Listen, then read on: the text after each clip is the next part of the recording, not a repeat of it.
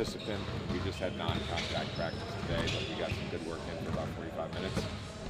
And he'll have a stay-ready game at some point, and over the next two days, Thursday, Friday, we'll have some more opportunities to play live basketball, and then we'll make a decision on Saturday. If it's not Saturday, hopefully it's Monday. But again, those decisions by Saturday will be made on Saturday. How do you look today?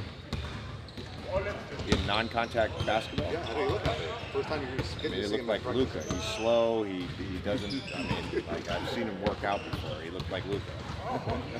JJ's a guy that eats and sleeps basketball. This opportunity to coach LeBron and Luka at the same time. I mean, how much does that kind of make your mouth water? I guess. I would say that the position I'm in general is a pinch me every day moment.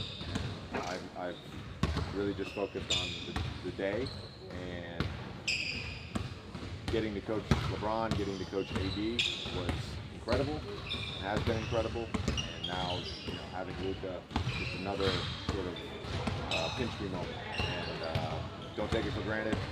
Very grateful for this opportunity to be the head coach of the Los Angeles Lakers. On your podcast, you referenced LeBron and Luka as supercomputers. Yeah. Having two of those guys out there offensively, what can that do in terms of an offensive ceiling and just unlocking the playbook at an even different level? Yeah. I think the tactical nature of what we are trying to do and what we've been trying to do lately, it goes to a different level as you add Luka, and now having three guys that can really create for themselves and for others with Luka, LeBron, and AR. I would expect our offense to be able to generate good stuff. What's the learning curve or just process for a guy like Luka coming in and learning your style, your system, et cetera, but someone who's been around the NBA? Yeah, I think the biggest learning curve will just be in language, like we were joking earlier about follows and chases and touches. And what is it? That's the biggest thing. He knows basketball. He knows it at a high level. We use a lot of the concepts that he's used in Dallas, which a lot of teams use. Where we haven't reinvented the wheel or anything. But I think just to Jovan's point, we are trending in the direction of playing really intelligent offensive basketball, and then you add in Luka, who's a supercomputer on the court and can see everything and has seen every coverage and has seen every defense. It adds another layer for sure. How viable is it for you guys to go the rest of the season with Jackson as the only roster true center? Is that a viable path? Do you anticipate either via trade or via converting a two-way player that you guys will need? Yeah, again, we're looking at stuff. We're going to try to make the team better. Have confidence that it ends up being Jackson and our two ways and our small ball lineup. We can How is I saw Christian walking? Is he progressed at all? Any return to See what? Yeah. I don't think we have a formal update on it. When we were in Miami in early December, you guys were kind of going through a bit of a lull, and you told us that good teams have to find different identities as the season go on. It's not necessarily one identity. This requires more of a major shift, I would consider, in identity. How have you and your coaches, with the excitement of it, actually started to dive into kind of retrofitting this team? In some ways, I think we were trending in the direction on both sides of the ball of the way that I want to play, and a lot of that is the way Luka has played in the past. I think part of identity is not just how you play in terms of X's and O's and schemes and all that stuff. It's also being monsters on the court, killers, and I think the addition of Doe, having Bando back, Gabe, obviously LeBron, that is becoming our identity, and Luka's a killer, and that probably excites me more than running a ramp pick and roll. I was speaking to a player yesterday, and they kind of pointed to Dorian's arrival as a real moment where an identity did shift. The numbers are what they are. Obviously, he shoots the ball some nights, some nights he doesn't touches. But how does he change your guys' floor just with his like sort of the intangible elements that he brings? Yeah, he's a winning basketball player. Scotty actually showed a great clip this morning of our defense to offense last night. He had a sandwich block out on Zubats and didn't get the rebound, but we were able to secure the rebound. Sprinted the floor, drew Kawhi. We had a man down on the other end. Rui gets the ball, drives in, scores the layup. So Doe doesn't get anything in the box score, but we got the rebound because of Doe, and we scored because of Doe. And that's one example. There's numerous examples every time he's on the floor. He's just a winning basketball player. He makes winning plays. JJ, before you became the Lakers head coach, what were things you admired about Luka's game, and now as the coach, excites you about being the coach of this particular All of it. All of it. JJ, just going, yesterday's game, you guys were destroying in the elbow. Y'all ran play that really stuck out to me. Y'all ran Horns flare into a flex. Bron found Rui in the corner. Rui was supposed to be in the dunker spot, but just kind of going off of that, with Bron being able to play through the elbow and Luka's posting up ability, can you foresee Luka being able to play at the elbow, a spot that he not really play at, but I feel like he could play there, especially with the way he can post up and his ability to post up? Okay. All right, cool. Thanks, Coach. Yep, appreciate it. These last couple of days been crazy. Getting to play a couple games with AD, a great player, all-star. That was fun. But playing with Luka, everybody know that's my guy. Even though I don't like the way things went down, I felt like he definitely should have got that money. But I'm happy on my side now. You just mentioned he's your guy. I guess when you're seeing, you just mentioned the money part of it, when you're seeing and reading the things that are said about him, his conditioning down the line after the trade, like how did that land with you? I know him, man. He wanted to play the whole game. I think he played like 40 minutes every game last playoff. So that's one thing about LD. He a hooper. He want to play. So I don't really look at the noise. I look at his production. He produces. So, shit. If I'm putting up them type of numbers, maybe I need to be 270. Shit. And you had a moment, obviously, the short time that you've been here with this roster, just to think about ways in which, obviously, incorporating a guy like him.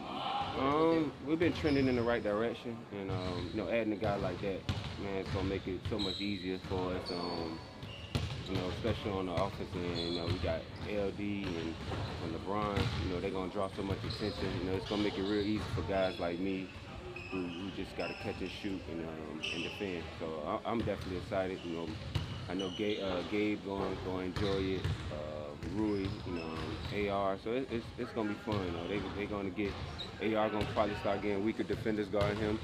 Because they're going to put the main matchup on Luka and Bron. And it's going to be a lot of opportunity out there. You've seen what it takes to win around Luka and the types of players that have success around Luka. How close are you guys to having that in the building right now? We got enough. I feel like we got enough to make some noise. I'm excited, man. We got the shooting. We got the defense with Gabe, Vandy, me, and everybody else. Jackson been playing well, so everybody been picking it up. We've been playing with a lot of juice. We just got to keep it going. How do you approach when you get asked to play the center position? How do you approach that differently than the other spots on the floor? I look at it as an advantage. Even though we might be small on the defensive end, they got to try to keep up with us on the offensive end.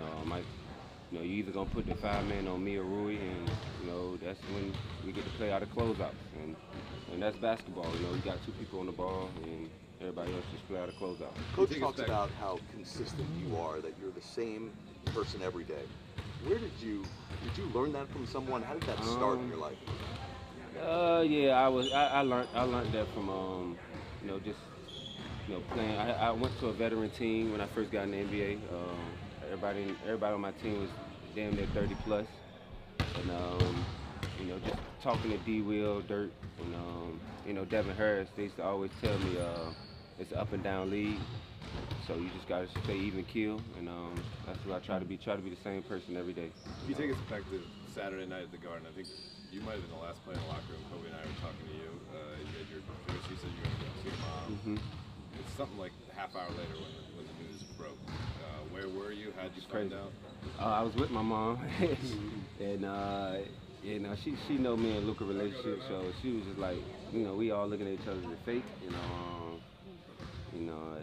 of course, you know, she excited, but me knowing what's going on, I'm like, dang, something had to happen. You know, I know he was up for a big contract this summer, so you know, I'm thinking about that, and I'm just thinking what the world's going on, because you know, you don't see guys in this position getting traded. You know, I watched him turn the organization around. You know, like, you know, I was there, so it was like, you know, a wow moment.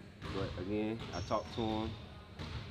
You know, he was a little shocked, still in disbelief. But you know, when I seen him, you know, he was smiling from ear to ear. You know, Luka back. You know, being him. So I know he's excited. Having Torian, gotta give you. heard you talk about your mom.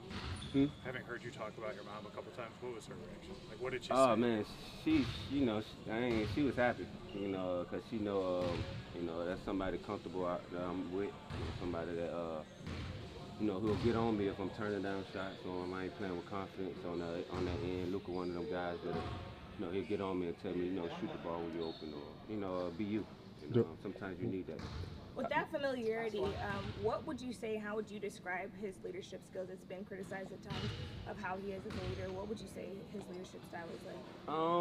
You know, Luka do a good job of, you know, he built his own relationship with everybody in the locker room. You know, I would say that he been like that since I've seen him in his rookie year. You could tell he had a pro approach early on, and he was a pro for a long time before he got to the NBA. Cause, just the way he maneuvered in the locker room, you know, everybody keep talking about how him and LeBron may not work. They, you know, if you know Luka's personality, he gel well with anybody, man.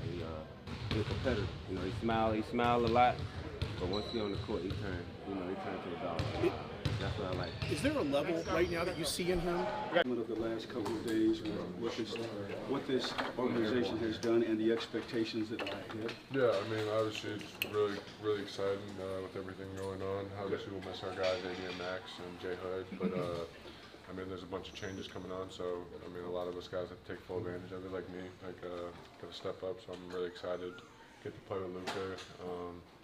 I mean, he's a great facilitator, one of the best lob passers in the league, so I'm just really excited to get to work with him. When you're a young player in this league, I'm sure you have expectations for yourself that maybe it'll be easy right away, but for a lot of people, it's about situation and opportunity.